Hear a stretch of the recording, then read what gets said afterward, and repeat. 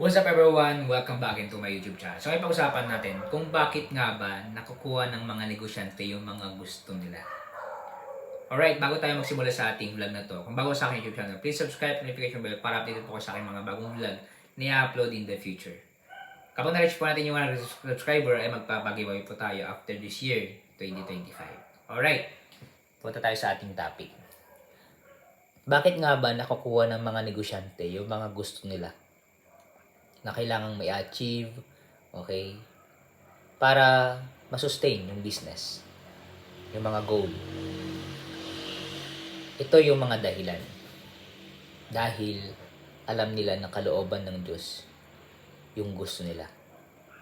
Pangalawa, kinikilusan nila.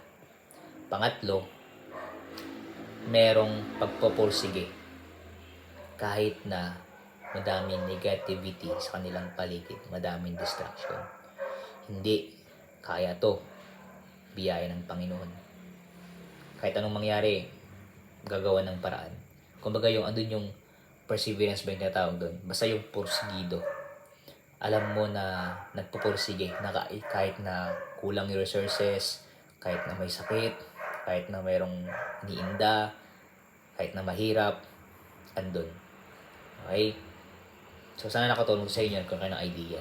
Bago tayo matapos sa ating vlog, kung sino bumili sa aking libro, tingnan po yung Facebook page official link. Message ko lang po ako. At the same time, bonus ko tip ko sa inyo.